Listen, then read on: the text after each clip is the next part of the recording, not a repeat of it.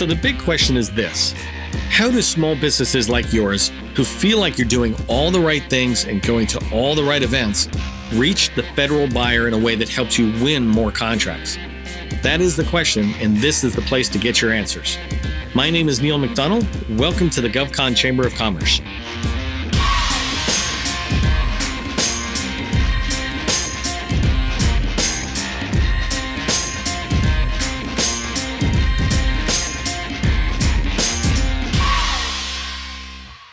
Okay, let's get started.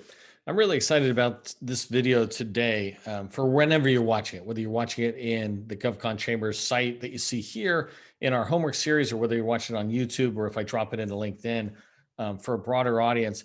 I really like today's video because it's what I do on a day-to-day basis over the last 20 years, but I've gotten much, much better at this. And it's how to analyze an agency's document. They put out strategic documents all the time.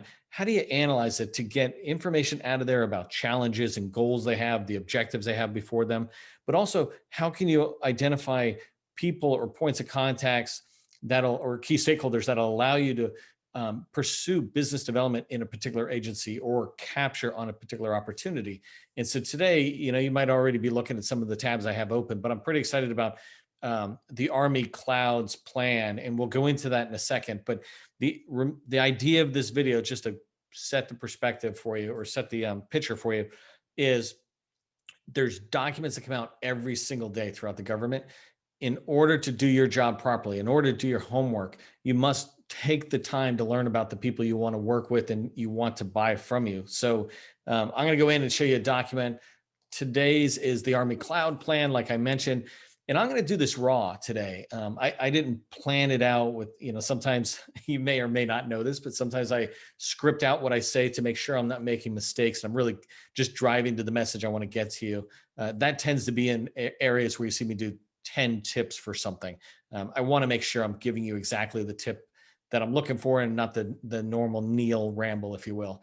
But in this place, I'm okay with rambling. So stick with me, and I'm going to give you a lot of good value in this time by showing you how I analyze it and how you can walk away and go into the agency of your choice and do the exact same thing on their documents. So let's set the stage. I'm going to pretend like I'm a cloud-based company and I want to do cloud services throughout the federal government, in this particular case, the Army. And so I got lucky doing some early research and I found the Army Cloud Plan, right? And in here, one of the things I like right from the very beginning is what the Secretary of the Army was saying. The Army cannot maximize its modernization strategy without the cloud, which is the backbone for artificial intelligence. And you'll see this quote said in multiple ways throughout what I talk about. But the point is, it's showing me how vital the cloud is, and the Army gets it. And I'm like, great. Then I need to make sure when I'm talking about how my cloud services can help in any way, that it's really driving towards their IT modernization strategy. And artificial intelligence, machine learning are just buzzwords that are going to come up.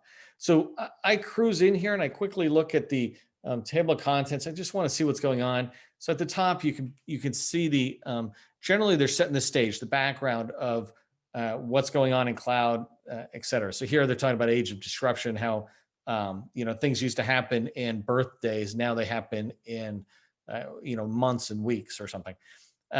And then coming down here, I just see strategic objectives. I know I want to touch on that, so I'm going to look at it.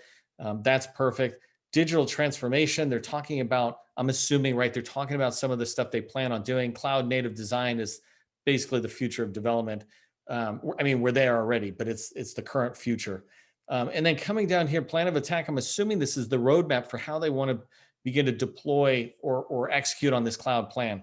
So this stuff is perfect. It's exactly what I'm looking for. I can see down at the bottom here that they've got some basic tables, it looks like, and then Appendix C, I've already snuck down there and looked at it, but you can see the word picture there. So I'm hoping operating picture is a visual picture as well as just something that looks at it. Okay, so right here, I'm not going to go too far into it with you, but when I look at this, I can see that we've got a general in charge, and Paul is over there on the right. You'll see him in a second, but Paul Puckett is the director of the ECMO. I think it's Enterprise Cloud Management Office.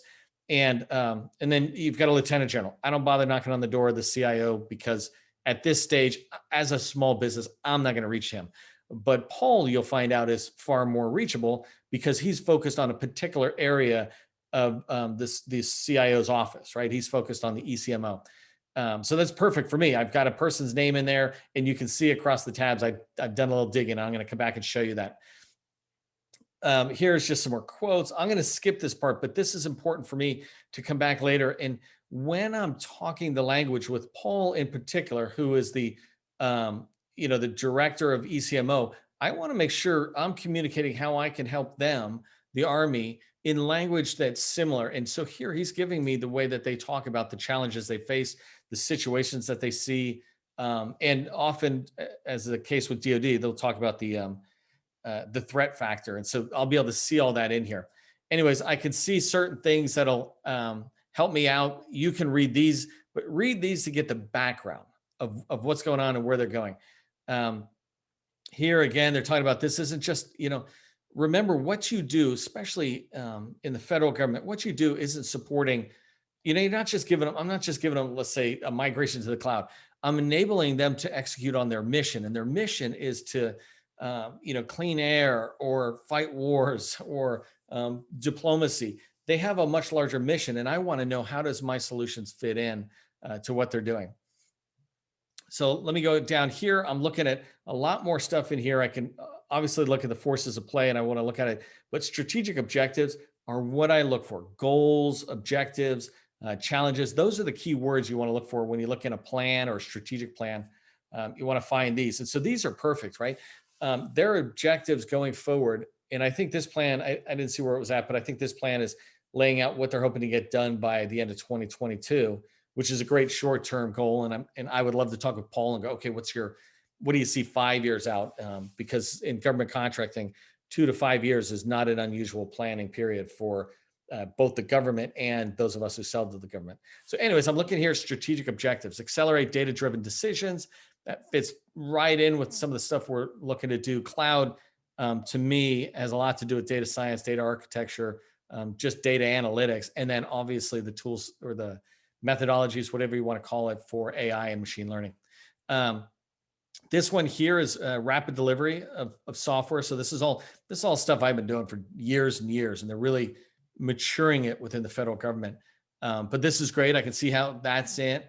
I can see that, and I want to be able to begin to write, let's say, an RFI in there. I want to be able to come back. If I'm writing anything in the Army related to cloud, I want to reference these strategic objectives in this plan and say, tied towards decreasing time in the field to field software, which is a strategic objective in this document, we approach it this way, kind of thing. I've said this before, and I'll say it again and again and again, that you want to let them know that you care enough to read their documents and learn about what's important to them and how they communicate that back to industry before you start trying to get them to realize that you're the best and they should buy from you. Okay, so some of these other ones are perfect for me. They're trying to establish cloud design, software development, and data engineering as a core competency. Well, shoot, Paul, we can help you by doing such and such and such, or this and that. So I can see that this is an important thing to them. And this is cool, though, because these strategic objectives, sorry, bouncing around a little bit, I get excited when I see stuff like this because this is forward thinking, and I'm dying to help the federal government improve its processes. And this is where this shop and ECMO is taking them. Anyways, when I look at these objectives, I see a blend to the core competencies of the company I'm using as an example for today's video. So anyways, I like this whole idea of an unpredictable world, right? There's, I don't want to get ahead of myself, but Paul Puckett here wrote a note saying somewhere about, agile in procurement or agile software development and procurement, agile in contracting. It's not designed to get a contract out very fast. It's designed to, and I don't want to butcher, I am going to butcher the quote, but I don't want to, but it's designed to sit there and really improve the process and to be able to, this line I think just drives towards it, design software that adapts to unpredictable world. Because what the situation is today will absolutely not be the situation next year. Anybody who's been alive for the last 24 months knows this. Things just change so rapidly, and the ability to handle it. So here, Paul and his team and his leadership are all trying to prepare the Army for that. When I come knocking on his door, I want to be able to say, hey, we can help you with that in this way. We understand what you're trying to do, and we can help in this way. And then the last one is just trust, cost transparency. Okay, so just closing on that one, strategic objectives. When you look at a plan, find those strategic goals, strategic objectives. Coming down here, they talk about in order to achieve the objectives up above and to operationalize the Army's cloud plan, they need to do this, right? They need to adjust their acquisition strategies. And I want to learn more about how they're doing that and what they're thinking and how will that impact me and how can I actually help in that particular way. They need to develop and execute a cloud talent management plan. That tells me several things. First thing is I want to find out if they've put that out anywhere, if they've written it down. If they've written it down, I want to pay attention to it. Without reading this too far, I'm pretty sure what they're talking about. And I think right here, right, is they're trying to enable the internal workforce, the civilians and military of the Army, to have the skill set that they need. But when I sit there and tie into it, I'm able to sit there and say, hey, as contractors, we fit right into that talent management plan because we focus on developing our team with the same level of focus as you're doing the internal team. Here, just basic stuff for any of us to do IT. They want to establish governance, which is an excellent idea. They want to build a secure cloud strategy. So again, I don't want to get too far into it, but they do reference a 2018 cloud strategy. I'm going to go look at that document. This is a tip I want you to take away, right? You want to read this so you can understand it. And I'm telling you right now, if your business is cloud and you can't read these 21 pages, then you don't belong selling to the government. You need to read this document. This is not, I always get kind of amazed when people have a hard time reading. I'm like, well, you went to high school, did you? Or grade school, somewhere along the lines, you had to read something in school, and it pretty much probably didn't matter to you at the time. But here you're trying to make millions and millions of dollars from the federal government through contracting, which is totally normal for a business. Take the time to read the material that's in front of you. And they're educating us on how we can be smarter when we're selling to them. And so not to get on my soapbox or pontificate too much, but take a look at this stuff. And the reason that it also benefits you is because in here you find these nuggets. You're reading one document, and here it's talking about a DoD cloud strategy. It's like, okay, let me go look at that. Probably the Army, the Navy, and the Marine Corps, Air Force, they're feeding their cloud plans and strategies from the DoD cloud strategy, so they're all in alignment. Okay, coming down another way, and just coming back so we're all on the same page of what I was looking at. They're how they really are going to implement those objectives is they're talking about developing and enforcing data standards and services. We do this in other areas of DoD. We could bring this into you. And that's really helpful to anybody we're talking to. And then the last one is provide and ensure data protection. I want to make sure I'm reading in here what they're talking about, but that just tells me, this gives me this, and let me back up for a second on how helpful this is, not just to you when you're doing BD and capture, but also the proposal team. And I know I'm scrolling up and down, but just bear with me on this. But the proposal team, there's only like 6 of these imperatives, 1, 2, 3, 4, 5, 6. I would be trying to create some sort of graph and match how is our approach, what we do, aligned to what you say. And there's value to restating, and I don't mean these paragraphs, but restating these imperatives into your responses to say, we understand the Army is thinking cloud from this perspective, and that matches what we think. I'll say this throughout the document a lot, but take the time to get to know that. Let me go ahead. I'm going to scroll past that, but here they start talking about their digital transformation. And, for people who are in the cloud, we just know what all this means, but for those of you in any other area outside of the cloud, this type of section in a plan begins to tell me, how are they rolling this out? What's some of the current situation? What are some of the challenges? And what are their plans? So are you going full cloud, or are you going to go hybrid? And here I'm seeing they're going hybrid in here, and you'll see farther down in a diagram that shows exactly how they do this activity. But it also shows me they're really focused on the unclassed secret, top secret. Well, that's not the right area, but definitely nipper sipper environments for the cloud. And you can see this farther down. by reading this, I get a better understanding of their environment. I call these situational questions, right? Situational questions, if you've watched my sales training videos, it's about understanding facts. So pretty much you can get most of your situational questions answered on the website, for example, through a document like this. That way you're asking very few situational questions. When you talk to somebody, you're able to talk to them more about problem questions or implication questions. And in this particular case, you might be able to talk to them about cloud native design as an example. Well, how do you see that benefiting you down the road? That's not a factual or situational question. We're trying to learn Paul's or opinion or anybody else we're talking to in the Army about cloud. You know, what do you plan on doing? What do you hope to gain out of this? How do your business customers, the program offices, how will they benefit? So anyways, in here, I can just see what they're laying out. They're talking about what this is, and I already know what it is, but I'm trying to see in here if they talk about where it's going to fit for them. So cloud native design, reduce overhead. They're just talking about the benefit of it. That's fine, but so here we go. The Army will prioritize the use of software as a service, platform as a service over infrastructure as a service. You'll see this down below. It's just the way things are today to maintain IT systems. Okay, I see this. This will allow the Army to focus on software innovation and design versus maintenance. It's the same thing I say with any small business company. If it's not your core competency, then outsource it. Outsource accounting to an accountant until you grow so big you want to hire somebody in. Outsource legal activities to an outsourced lawyer compared to hiring a lawyer inside.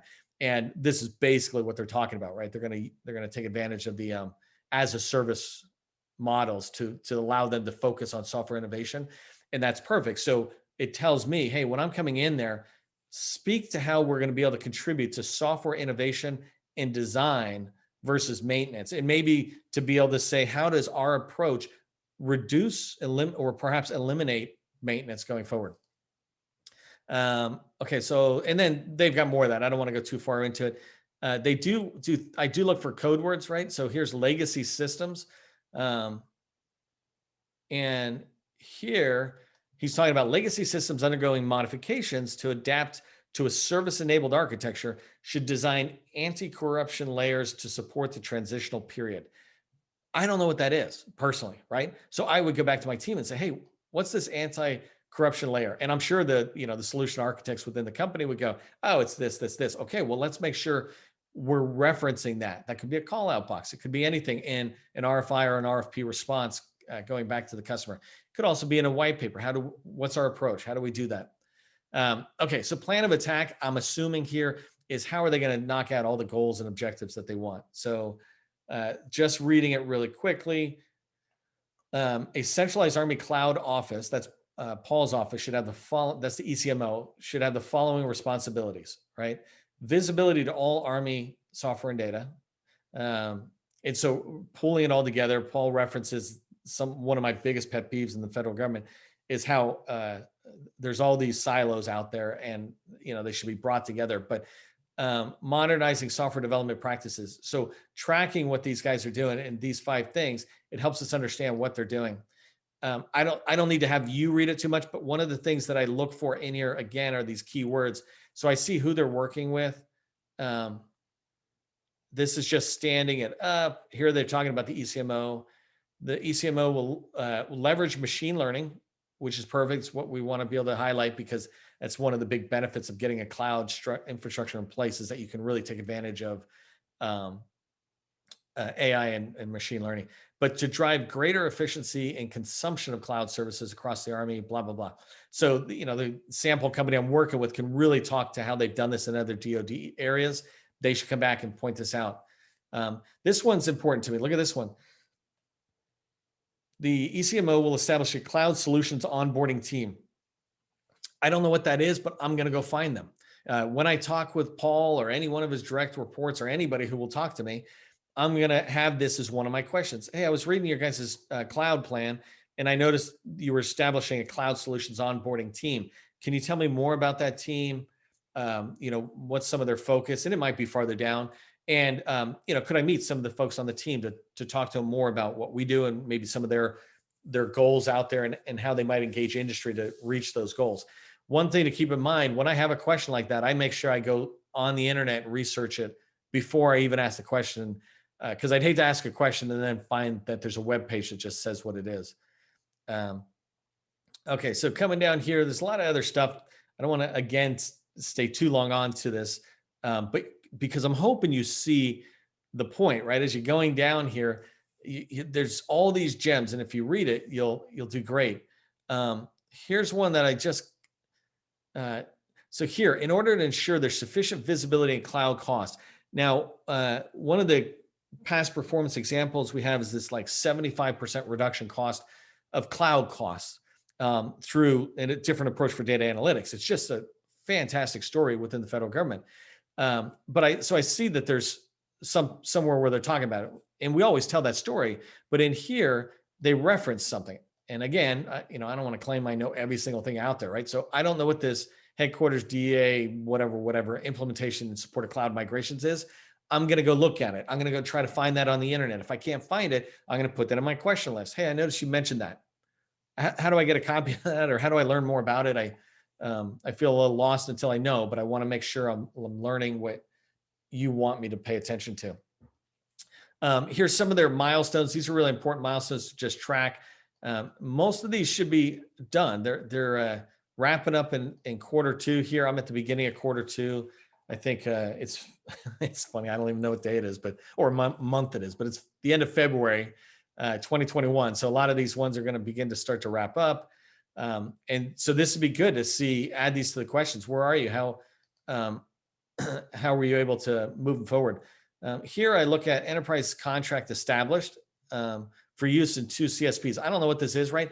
But that's something I should go look at. If you're talking about some sort of contract and it has to do with cloud service provider, then I want to know what it is and I want to chase it down.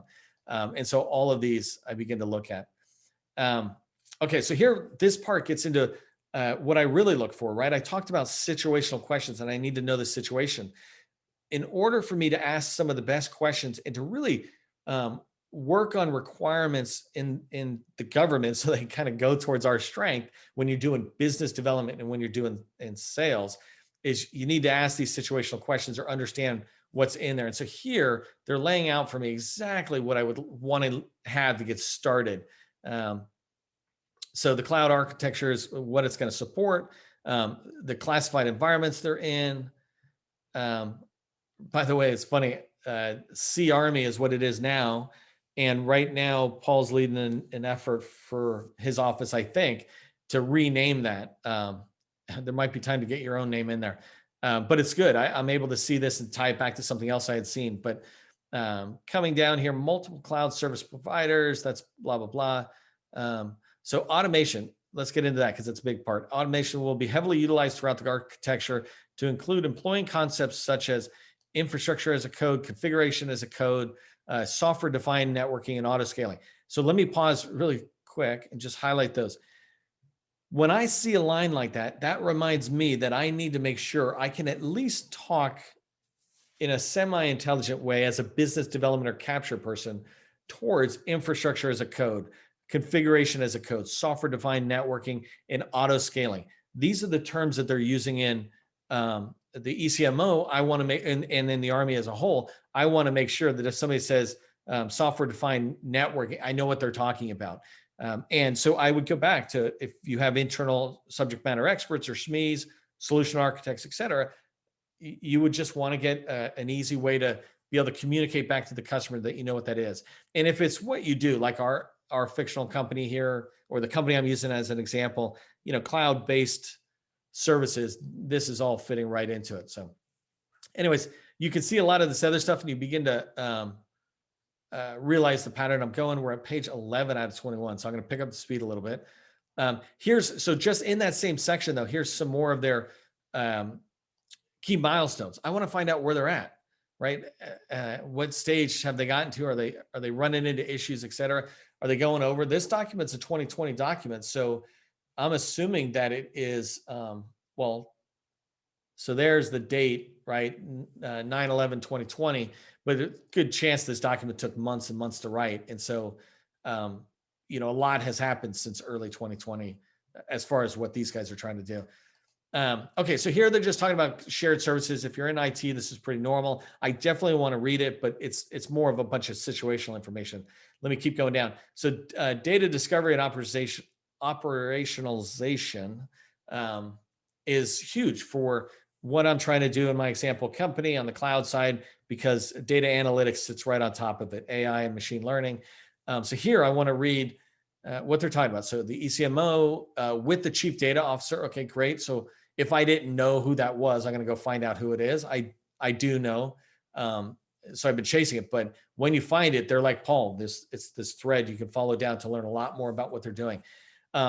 This stuff is great. There's this Office of Business Transformation, and they fall, I think, directly or two down from an undersecretary of the Army. And it's huge. When you follow that thread, you begin to see where they're trying to go. And for anybody who's always trying to find out opportunities before they hit the street, well, this is how you do it. You get in, you begin to find these, like this Office of Business Transformation, and you get in and you see that some of what they're doing matches up with what you're doing. You start having conversations and you hear about strategy or objectives, goals that they have for 2 and 3 years out. Maybe not even hitting the long range acquisitions yet. That's how you really get in and begin to understand an opportunity for sure, and then perhaps shape it. So a lot of good stuff in here. It's the same kind of stuff. Here they talk about in tight coordination again. This is just all normal stuff for data analytics. So I'm going to skip forward. But again, I'm going to keep grabbing the milestones. Anytime I see them, I want to look at those and decide which ones matter to us and where do I want to play in it. So I'm going to keep going past this one. This is just similar to the other ones, and see if there's anything else I can find. Early adopters and fast followers is an interesting title. It makes me feel like this is their rollout plan, whether they're rolling it out to certain offices, et cetera. So the Army will employ an implementation methodology, a small set of early adopters. And if you talk to me, if you've watched me before, I talk about early adopters are these people who will just latch on and embrace whatever change you're bringing because they just thrive in that area and they're perfect. They get you in, they'll help you work out the kinks. And then right behind them, fast followers, we call them early adopters, or no. So we call early adopters innovators, and then early adopters fast followers. But anyways, I sidetrack. Here, I'm just looking at what they've got. They're just picking some folks. Missionary, I'm trying to let you watch where my eyes are going. Okras are really important. Their KPIs. So I don't really see anything there. But in here, this one's interesting. The ECMO will establish a cloud solutions office. And I might have mentioned that above, but I want to find out who that is and become best friends and learn everything I can in there. They're talking about putting together a pool of SMEs, subject matter experts, and I want to know who they are. These other things are important to me, right? They're talking about putting out SOPs for each stage of cloud adoption. It'd be great to get in there and find out if any of this is publicly available, and you can integrate it into what you do. At the very least, I can see that it's a priority of theirs, and I can talk about how we do adoption. I used to include that in every RFI I did that had to do with migrations to the cloud or online, is talk about adoption, because it does you no good to move somewhere and move to a new technology and on Monday morning find people just completely resistant of it. So adoption is huge. It's as big as communication, or perhaps communication is the whole secret to adoption. Anyways, all right, coming on down, they talk about other stuff. Here's another KPI or milestone. Here, they're just talking about tactical cloud and optimization. So again, it's all the same stuff I've been explaining. So I'm going to move forward, except for one thing. This caught my eye, is that these are now Q4 2022, which is awesome. So maybe I can play in this world. So now I want to stop for a second to look and see. A milestone is optimizing the network, ensure data security by reducing the number of hops. So that's an activity I'm not going to play in, but tactical cloud solutions, design and develop a tactical cloud solution. We could probably play in that area, right, from our example company. So I would look at that and I'd try to go research that, talk to the small business specialists or the people at ECMO, whoever, and learn more about it. DevSecOps, if you're, haven't been around for a while, but just get used to this. I've been doing it forever, but it's a buzzword. But it's important for me to come in here and go, what am I going to find that they're talking to that's important? This one we could talk a lot to, though, right? Here it's talking about a continuous integration, continuous delivery pipeline authorized for use in Sea Army, this would be fantastic to get in and talk to them about. How are you rolling this out? What are you doing? And what are some of the challenges you run into? And then coming back up here they talk about in support of these. Now that I saw that milestone, I pop up for a second. They have key technologies and they're talking about CI/CD tools. I want to get in there and find out, what are you talking about? Which tool sets they're using? And they'll mention some of them in here, but they probably have a lot of tools that are out there. Rapid acquisition is great, and I want to learn more about that. Let me skip down though, because I think I've got my point across, right? Every single page, every single set of paragraphs, you're finding stuff you can use. And then use it to turn it into an action item. Designed to adapt. Here, is it some of the same stuff? Yeah, it's all the same stuff. Conclusion, this is great stuff. I want to come down to just this last section. So here they talk about a common list of services that are going to be provided. So this is really important to begin to understand in whatever environment you're in, to understand the terms they use and how they communicate or how they describe that term. Let me come on down here. So code repository, right? There's how we say, there's what it is. Some of this other stuff here, just something as simple as this: continuous integration, continuous delivery, right? You would think that it's really standard, but it's important that you look at this description and make sure it fits with yours. I know people sit there and watching this who might be CI/CD and go, oh, there's only one way. But I've been doing project management for 20 plus years. And I walk into a room and I said, let's just understand, let's agree what the word milestone means. Because I don't care what it means, but we need to all agree that it means this. And once we agree it means this, then we don't have miscommunications down the line. Well, it's the same thing with these terms. So take the time, even though it looks like, oh, I just know what all those are, take the 5 minutes and just read the words that they put in here. It's really helpful to help you avoid it in the future for any mistakes. Here, they're just talking about how they're moving forward from the part I like. This first column is cloud service provider, and then what the Army enterprise is providing, and then what the missionary is providing. And you'll see in a second in a cloud visualization of this as well.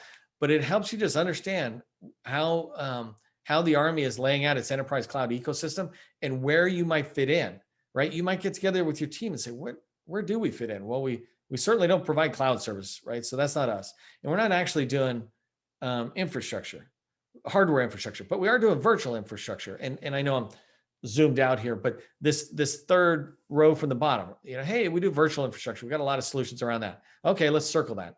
And then just begin to, when you look at this, whether it's cloud or any other service where you have a plan like this, you just take the time to circle where your strong areas are. And then you can begin to talk to that. You can almost use a slide exactly like this, where you take this picture out and you put it into your own deck and you say, hey, this is the Army Enterprise Cloud ecosystem. This is where we are strong. And this is what we'd like to talk to you about. It's just a way to tie back and remind people that you've read the document that they've taken the time to put together. And so let me end up on page 21 here. Just a great visualization of what you just saw. But you begin to see, let me just scroll up here for a second, but you begin to see this yellow is the mission areas. The orange is basically the process for how it's out there. Methodologies and the infrastructure stuff is the blue, and then there's shared services. I'm not trying to speak to this as an expert. Down below, you can see the descriptions, right? So any of this stuff is confusing, but again, this is beautiful. If you can reference a document like this, or holy smokes, you just put this up on your wall in your company and say, where are we strong? Let's talk to those areas, and let's not pretend to have a conversation about the mill cloud. If that's not us, why talk about it? Yeah, we're familiar with it, but we're not the expert for you. But if you're talking about development or DevSecOps, that's us. Let's go to town. We're right there. Data services, we can be your support services for that. Okay, so I just read through this whole thing with you, going through, and I'd be curious on how long it is, and hoping you're still with me, right? But this Army Cloud Plan, bouncing around a little bit, this Army Cloud Plan, the idea is read it. It's 21 pages. You come down, you will find nice gems. One of the biggest gems I got out of this to start was Paul Puckett, right? I'm like, well, who is this guy? And it turns out I've been following him on LinkedIn for a while, but who is this guy and how do I learn more about him? I want to make sure that whatever Paul's talking about publicly in the industry, et cetera, that I'm tracking on that, so that when I talk to him someday, when I write a response in that he might look at, or his team might look at who follow his way of thinking, that I'm speaking on paper or in person as if he knows that I've listened to him. I understand that the Army believes that you need to have the cloud in place before you can really get artificial intelligence in place. I don't want to go in there and say, hey, Paul, we should get artificial intelligence in place because that could help us deploy the cloud. What are you talking about, Neil? And I know that's a really high example or crazy example, but this is the point. Often we smalls don't communicate back to the government how much we truly are understanding what they're saying. So I did some research on him. I came across this one. I already started watching it. I'm going to watch the whole thing, but he did an address at Capital Factory, and I'm not familiar with them, but he went in there talking about ECMO and the Army's cloud. And so I really want to get into it. But right here is one of the things I was talking about, really what we need to understand. And so when I see somebody like Paul, who I would love to do business with, say what we really need to understand, what I see is, hey, Neil, you need to understand this. There's an entire ecosystem of standalone enterprise environments that have been created within every single agency because everyone has their own authority to operate their own systems and data within their enterprise. That's a challenge to me. That's not him saying this is great. There's an entire standalone enterprise environments. It's not what it was two or 5 years ago, but it is still pretty crazy out there. And the same thing here, right? He's talking about a couple of these quotes, and these guys from Capital Factory were generous to put in the quotes right away. So I see something they think is important, but this one's funny. This is the journey that everyone's on right now. And I don't think a lot of people understand that kind of step one. Like, where is the data coming from? I got to tell you, I haven't listened to what this guy said, but I'm going to watch this video.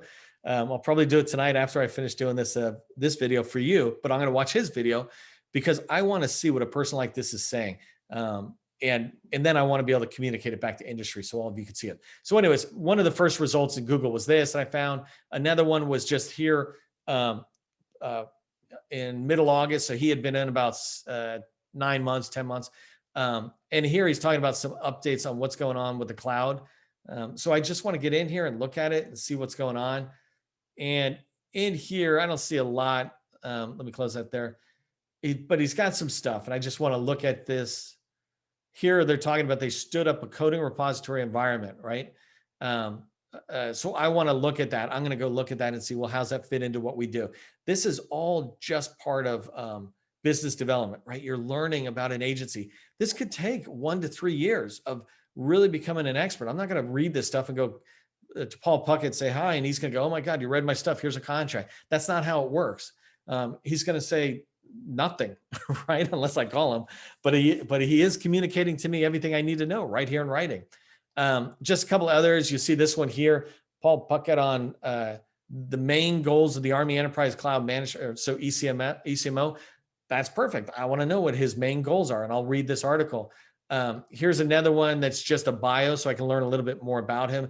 This guy has come to this position with massive amount of experience in this environment. And so that's great. It's always great when you can find senior leaders like that because they know what they're talking about and they're building teams around that same kind of vision they've had for a while. LinkedIn, I always tell people to go to LinkedIn so I can pop into LinkedIn. I noticed I've been following them for a while in there, but one of the things you want to do is come down. This is what I talk about is following influencers. In the federal government, Paul is an influencer in cloudy things, right? That's his term, but he's an influencer in cloud. He's an influencer in the Army.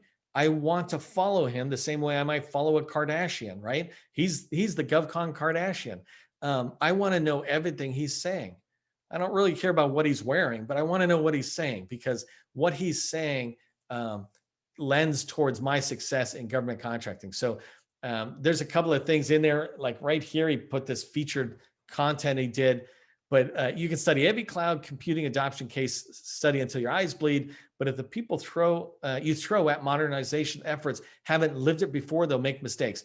When I see somebody like him take a quote like this and throw it in, then what I want to do is in my responses back or whatever it is, it's like, hey, when we come at a project, we always have at least 2 or 3 people who have lived this project before, because we feel like they'll make, people tend to make mistakes if they haven't been in there before. And they go, oh my God, Neil, that's exactly what I wrote on LinkedIn the other day. It's like, yeah, Paul, I looked at your profile.